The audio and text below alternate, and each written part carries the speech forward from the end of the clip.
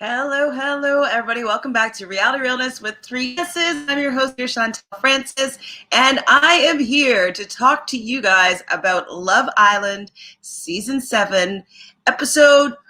It's kind of episode 6, it's kind of episode 7, so it depends on if you're counting the unseen bits as an episode. So I'm saying Season 6 because I don't really count the stuff we've already seen before. So let's just get right to it. So we're right back to Rachel as the bombshell coming into the villa, and she is given the opportunity to choose between Brad and Chugs, but she's going to have 24 hours to kind of get to know him. And I really wish that Shannon got this same type of respect. Like, why didn't she get some more time with these guys? Like, they only all got like less, where she said that she was in the house for 40 hours. And it's kind of like, why did she have to be ejected from the villa? It's still, to me, it really bothers me because they just did her so dirty for absolutely no reason. The shock value was just like, ugh. And then if you notice in on the social media level, like Chloe getting all these death threats, which I don't think are appropriate, but I don't think that the network should be wanting that type of response to a twist that they had that they wanted for viewership. So I'm just thinking it was a bad play. I'm kind of wondering if there's new producers or new people that are working with this show, because it really doesn't seem as though they have it on point like they had a few years before. Hi, Rachel. How are you? Oh, no, sorry. It's not Rachel. Hi, Rash. How are you? Do you watch Love Island? I thought it was Rachel, who I know from Twitch. So Rachel, another Rachel, Rachel on the show, she's sitting with the girls and kind of they were asking her questions like, what's your type, et cetera, et cetera. She said she doesn't have a type. She says she just doesn't really like the pretty boy. She wants someone that's a little bit rugged. And I don't know if you guys noticed this, but it seems like she does this tongue thing. And I'm wondering if it was just like a couple times or if it's like happens when she's nervous or thinking. But she goes like, ugh. And so even when she was standing like beside the Brad and Chugs, you're like, good. And then I saw her kind of do it a couple times when she's talking to the ladies. So I'm wondering if that's something that she kind of does like to soothe herself. Like some kids, when they were younger, they sucked their thumb. Some people will actually suck their tongue. So I'm wondering if that's something that she does, and if you guys have noticed that. Oh my God. You want her to pick, you know this for a fact already? No, you don't know yet. Do you think? I think she's gonna pick Brad too. A lot of people on the internet think she's gonna pick Chugs, but from what she said, so just jumping ahead a little bit, but she says at the recoupling that this person made her feel sexy, and Brad was the only one out of the two of them that we saw that said anything about her sex appeal. So I'd have to say that I agree that she's gonna pick Brad as well. What's the difference between the UK and the US versions of this show? The UK's came first. Season 1 to 5 of the UK is better than season 1 or 2 of the US. It's pretty amazing. Created some great stars, like lots of drama. The US doesn't really, they don't really do it well. It could be because the sentiments of people in the UK, they have better humor. They're looking for different things. I feel like in the US, they're kind of more so looking for fame on this show. And even though that's kind of the case in the UK, it was a hit out of nowhere. They weren't expecting it to be a hit. And so when people went on the show, it was a little bit more genuine, I find. And the people, not this season in my opinion, but past seasons, they're just more interesting. I'm just more engaged. I just want to know more about them. The people in the US are just, with their American accent, I'm just like, this is lame. Producers should be telling castmates to inform Kaz and Liberty. Oh, did you just watch Murad Merali, Sam? Because I totally just watched Murad and he was saying this, and I totally agree with him. I mean, those two guys need to be out of there. Like, I don't care about Toby. I don't care about Jake, like, at all. I prefer the women 100% than any of these guys right now, except for Aaron. I do like Aaron. No, I want her to. Yeah, you do. Wow, Brad's made a complete 180 turn here because, I mean, I really couldn't stand him up until this moment. So, wow. Did you hear that Big Brother has already had to replace someone 2 days before the premiere? I did. I'm going to go live with Couch Potato Queens later on tonight, most likely, to chat about that. Apparently, there was a family emergency in Christy's family. Yes. Hi, Louie. Okay, that someone got COVID. Well, I heard it was a family emergency, but COVID makes sense too. I mean, it is that time. Yes, I did. Damn, it's like a boomerang, that COVID. Who do you see from all these shows to appear on future challenge seasons? I mean, maybe Justine from season 2 of the US. She's already been a fan of Survivor, and I believe that she's even applied to be on Survivor. So she's already in the CBS, database, and with CBS and Viacom merging, that means she kind of is, with being on Love Island, in that circle of potential pool people. So I would way rather people from Love Island going on the challenge than people from Big Brother. I love Big Brother. It is my ultimate favorite reality television show. I've been watching it since day one, as you guys already know, and I'm not enjoying the people that they were choosing to bring onto the challenge. Now, that being said, I think I wouldn't mind anybody from Love Island to go on the challenge. I would like it. So that's my thoughts. So Chugs and his weird microaggressions were annoying. He wouldn't describe a white woman like that mostly. Yeah, do you know what? Chugs is, yeah, we're going to get a little bit more into Chugs. Absolutely. So Sharon is having a few confessionals. I'm happy that she's in the show more now that she's officially coupled up with Aaron. She has a confessional talking about she's so excited for Rachel to be here because it's actually going to make, these two men do a little bit of work, and it just might shake things up. And so she's interested in seeing how the fallout of having Rachel enter the villa. Hugo and Chugs have a little bit of a chat, and I'm just wondering why Hugo, God bless him, but he's not like Mr. Rico Suave. He's in a friendship coupling with Chloe. For him to be going and having a chat with Chugs and kind of giving him a little bit of advice, I'm just kind of I don't know if you're the guy, Hugo, to be giving some advice, but I'm sure that they just the producers set it up and be like, hey, you guys go talk about the situation. So Hugo's kind of mentioning you got to put your best foot forward, this and that.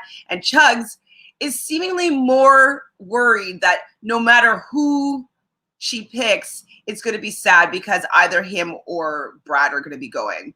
And that's the thing, is that to me, that says he's not interested in Rachel at all. He's only interested in maybe staying or going.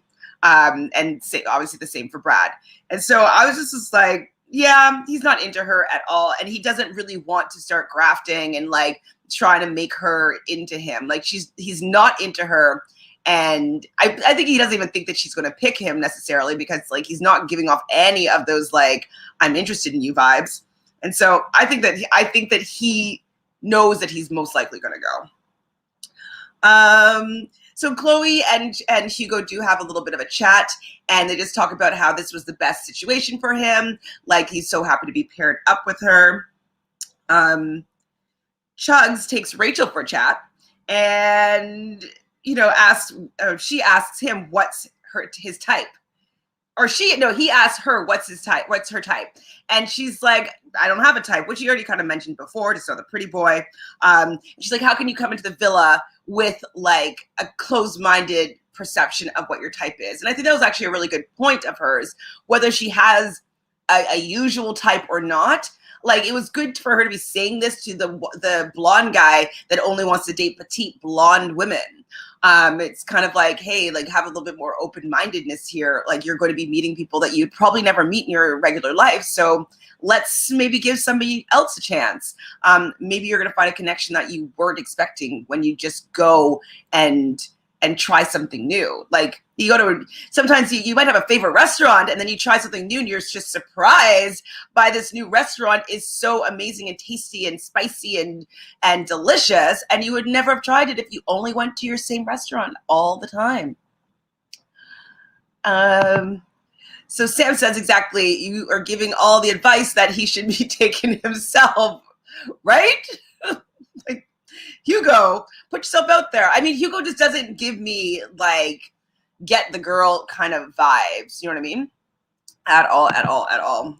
So, I mean, he's lovely, as, you know, Chloe has said many times, but, you know, he's doesn't get the ladies. You know, he doesn't have that charm in that way. He's just a very nice person. So yeah, with Chugs and Rachel's chat, they talk about wanting to have their best friend, which is a great quality to have. And I think that this is kind of the way that Chugs is skirting around the fact that he's just not that into her. He's basically saying that, you know, like stating the obvious there. Like, obviously, we want our best friend. We want somebody that you can travel with, do things with, go out for dinner with, watch TV with. You want somebody that's a partner so that you can enjoy your life with somebody. And so it was just kind of like, yeah, we get that. You want to have your partner. And I mean, it's part of like a descriptor of, say, what type of person I would look for. But if I'm standing across from a woman, she's not necessarily asking me that. I might include that in my descriptors, but I would also include maybe some physicalities that I was interested in, like something. Come on, Chugs. I thought it was interesting, though, that Rachel was holding her shoes when she went for this chat, because I didn't find that she had the sexiest walk, we'll say, in the shoes. I don't know if they were just difficult to walk in or if she isn't great at walking in heels, but I'm glad she took them off, because I didn't find that her confidence that she does have really exuded when she was wearing her heels. So I was happy to see that she'd take them off after the recoupling ceremony. So Rachel also lets the cat out of the bag that she is 29. I believe Chugs said that he was 23. And that's what I'm saying. Why is a 29-year-old in the house with these young kids? Like, I know age isn't just a number, but 29 and 21 is a big difference in what you're looking for in a relationship and how you approach a relationship. And I think that this is partially what the problem is with Kaz and Toby, because Kaz is 5 years older than Toby, and they're just at different levels in the type of relationships and interactions that they're expecting from each other. And so someone 29, when I was 21 and I was 29, I was two completely different people. I was living in two completely different places. Like, I had finished two different types of schooling. Like, there's so much that happens in the 20s, just in general, that it's so unrealistic for them to be putting older women into the villa. It's actually irritating me. Like, give them a chance. Like, I don't like Rachel's like, man, I don't want to be the old grandma here, the grandma cougar. And it's like, why is she made to feel like the grandma cougar on a dating show where they have millions of people to choose from, or at least thousands, tens of thousands of people to choose from to go in this villa? Couldn't you maybe just try to make the ages a little bit closer so that potential relationships would be a little bit more realistic? Irritated. So Rachel, though, doesn't hold back with her questions. She does ask, do you find me attractive, or are you guys only grafting because you guys want to stay? And I was pretty impressed by the ballsiness of her questions. So they didn't really answer them, but she asked, and I'm happy that, like, at least now they're thinking about, like, oh man, she's really gonna like ask me real things. If I want to stay here, I'm gonna have to like go deep and find some real answers here. Otherwise, she's gonna be able to tell that I'm bullshitting. So Brad, when he talks to Rachel, is acting as though Rachel is his type. Like, you'd be like, when she came in, like, I can't even. Brad, she's not your type, and you were probably maybe surprised that somebody was coming in, but you weren't like really, really excited to be getting to know Rachel. Like, she was not your type at all. But good on him for making her feel wanted, desired. Like, I think that is definitely the play here. Definitely asking her about herself and making her feel as though you're interested in her is the play here. I just don't think it's a genuine play. So Rachel was surprised that Brad was standing there. And this is the thing too. Rachel a few times is saying like she's so shocked because he's the fittest guy in the house and that he really she thinks he's super hot, which is true. I do think he's quite good looking. But if he's standing there after recoupling, all 5 women out of 7, and he's been there from the beginning, and they don't choose him, there must be something going on, you know? Like, what, like, there must be a reason that he must just be a pretty face or something. So the fact that she didn't really clue into that is quite surprising. I mean, also could just be that he just doesn't have anything to. That's all she has to say about Brad, really, is that, oh, he's so hot. I can't believe that you're standing there. When really it's like, well, you're boring. You don't really ask people about themselves. You're not the best in a relationship in the villa so far. And I'd rather get to know somebody else other than Brad. That's what I would take from it. But Rachel's still optimistic that Brad is a sleeper good pick. So this is where we see Chloe and Hugo having that little chat. They definitely are in the friend zone. And she keeps on saying, you're the nicest boy in the house, the nicest boy in the house. If I was a guy trying to get into a relationship with a woman, I would not be happy if they kept on saying, you're the nicest person in the house. I couldn't do that to you. You're so nice. That's like hardcore friend zone material, but at least they're both getting to stay in the house. I like Chloe and Hugo enough I prefer them to over Chugs or Brad. Like, who cares? Aaron and Sharon are vibing, they're hanging out, and there's something about, you could tell that he's sexually attracted to her because he has this kind of silly smile on his face the whole time, and he's staring at her lips, and she's staring at his lips, and they actually do kiss outside of a game. So that is also really awesome. I'm shipping this couple. They can take it to the end. I'm fine with that. So far, they're the only couple that I care about. Murad Merali, if that's who you were watching before, Sam, doesn't think that they'll necessarily stay together, that one of their heads will get turned. I don't think so. I think that they're both smart enough to know that it's like, hey, let's stick this through to the end, because if we were the strongest couple and we're there, we could probably win this thing. I think that they might at this point, unless somebody like their exact type that comes in and they wouldn't have a chance against anybody else. Like, that's the only scenario. But I think that Aaron and Sharon are there for the long haul. What do you think now, Sam? Because I think before you didn't think that Aaron was into to Sharon. I can't remember. Well, wait, so Sam, yes, as if you weren't talking about a tan brunette. Exactly, Brad. But like, I think he's trying to pretend like Rachel is a tanned brunette. Yeah, like, I don't think so. Think so. Yeah, she's not his type at all. At all. So Rachel is surprised. They're all getting ready to go to bed by everybody's sexy sleeping outfits. And she's just like in like a t-shirt, black t-shirt and shorts. And all the girls are wearing these super cute, like tops and bottom shorts and a little camisole and little cute outfits. And I'm like, I would be wearing a cute outfit. If I was going to be on TV 24/7, I would be doing a wardrobe like revamp. Like, I would be going in with the best, nicest things, like outfits for every day. I would not be bringing in a t-shirt and shorts that weren't like super cute.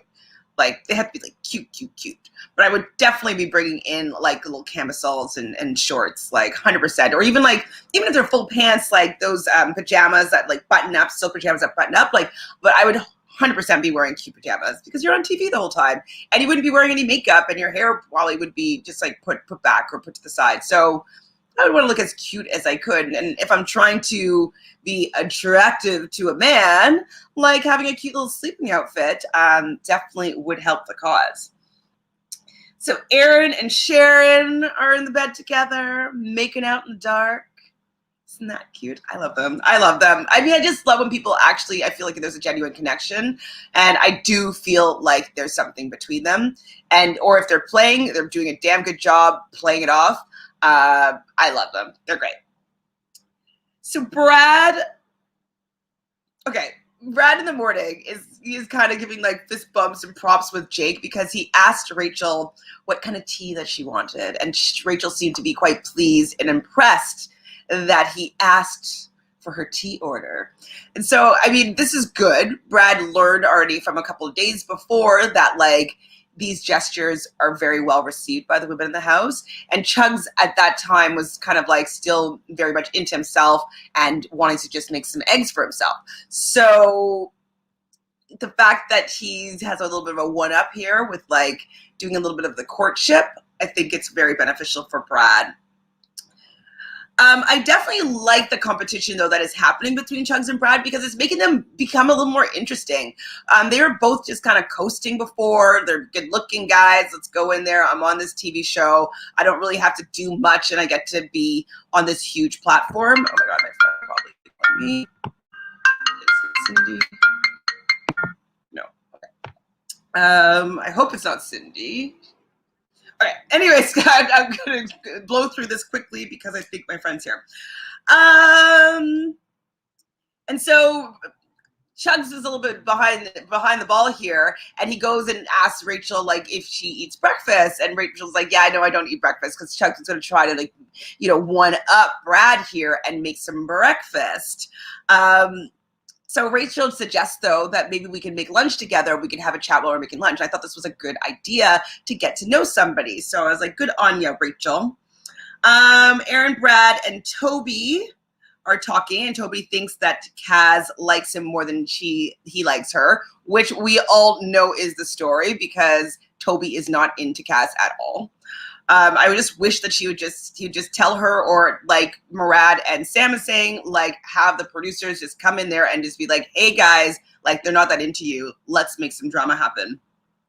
So Toby's like, oh, I could be kissing her and like giving her cuddles if I wanted to, but like I don't want to give her the wrong impression and lead her on, which is true. But you know what? What's not leading her on is like telling her that you're not that into her, and then she'd be like, oh, okay, let me go look at somebody else. So like you can't have it both ways. You can't have her be picking you in a coupling and then not be into her without telling her that you're not that into her, since you are not giving her clear messages the opposite way. What else happened? Aaron does say, though, like Aaron thinks that Toby is holding back, which is really true, from allowing himself to explore this potential relationship. And he mentions that Kaz is older, and so her expectations of relationship and how people interact are going to be a little bit different than Toby's. And I'm happy that Aaron is kind of pointing this out. So hopefully with some urging, Toby's going to be a little more honest and a little more direct with Kaz. Kaz is wanting Toby to kiss her outside the challenge. It's not going to happen at all. It's not a thing. What am I writing here? Oh, so they were asking Rachel what she does. She books kind of celebrity luxury holidays, but she does prefer hanging out in sets and just laughing. She's talking to Brad about this. And she asked him, what are you like in a relationship? And I actually didn't realize write down what he said, but it was probably pretty boring.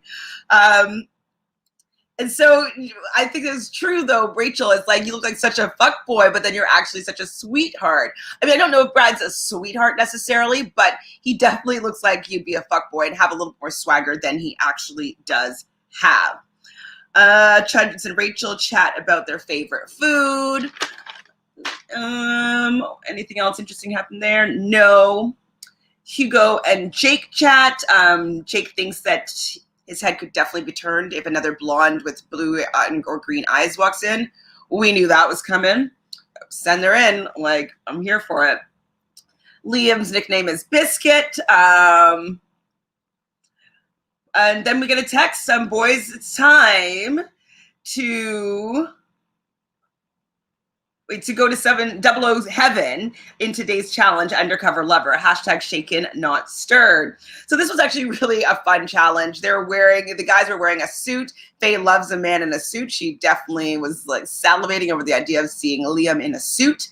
and they basically had to rescue the woman 007 style. So they're wearing or tearaway tuxedos, and they rip them off, and then they're wearing like thong tuxedos.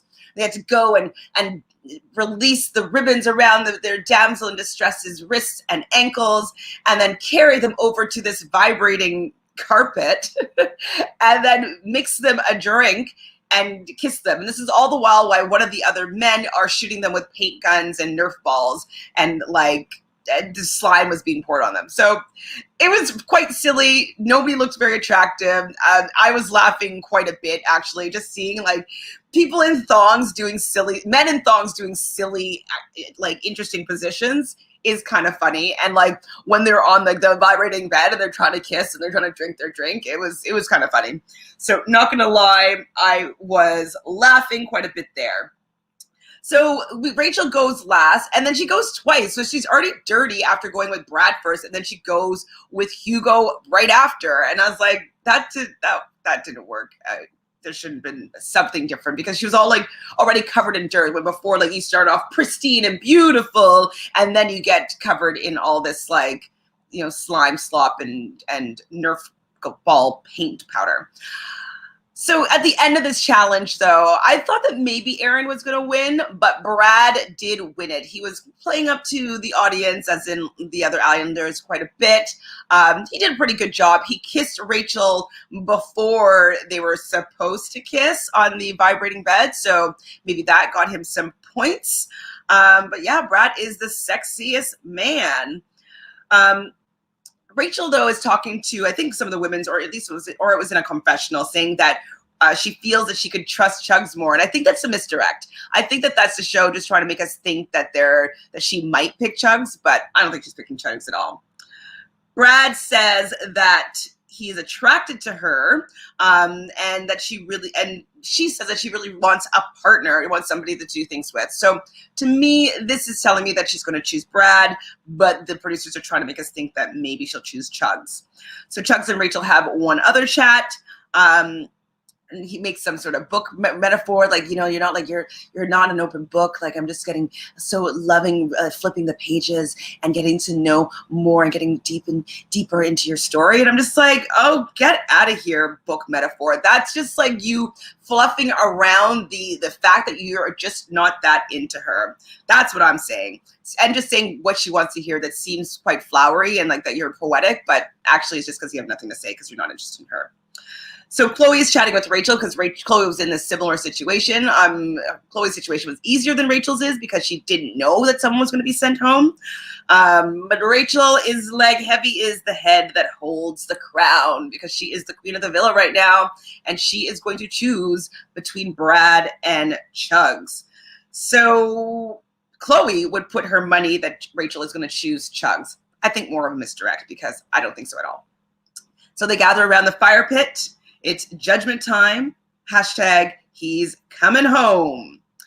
So she says the guy that I want to couple up with is sexy and makes me feel at home and has been really allowed me to feel really comfortable here. And for me, from her conversations that she's had with Brad, I think she's choosing Brad. That is what is going on, guys. I don't know. Yes, I will be live tomorrow. Again, we'll talk about the next episode, episode 7. We will see what her decision is. This was fun. Sam says he wants to keep himself in the villa with Kaz. Toby? Yeah, I mean, Toby he's a waste man. I really don't think that it's possible that he's going to stick for a long time. I think that she's definitely going to be more loyal to him. His head will be turned in a second, but I just don't know if he's even mature enough to find another relationship. I think that they'll stick it out because they have an easygoing connection. They know they won't find their exact type there until possibly later, so probably just going to chill for now. Yeah, I guess. We'll definitely see what goes on. Want to see who they're going to be bringing in, because the guys for this first week, it's kind of weak. So hopefully some of these bombshells will spice things up. Hopefully some real relationships will start forming, so that like we have some vested interest and some stakes in these in these Islanders. So thank you, Sophie. Thank you, Sam, for joining me here today on my little solo mission. I will be back live tomorrow at probably around 2 p.m. Eastern to talk about episode 7. And then on Wednesday, it's going to be me and Tamika. We're going to go through the cast list of Love Island US season 3. And then from then on, 2 p.m., I'll be coming live for half an hour or so talking about the UK. And then Tamika and I at 3 p.m. will be talking about the US version. So unless you guys have anything else to say, I'll send this by just to remind you. And if you haven't done so already, please like this video, comment, tell me what you're thinking that the producers are doing here, because it's just not as amazing as season 5 was. It's up apparently in the ratings than season 6, which was in the winter, so it's expected. But for me, it doesn't have the same appeal and excitement and fun, and it's just a little bit lacking that I'm used to. So let me know your thoughts in the comments, please, and I'll be seeing you tomorrow.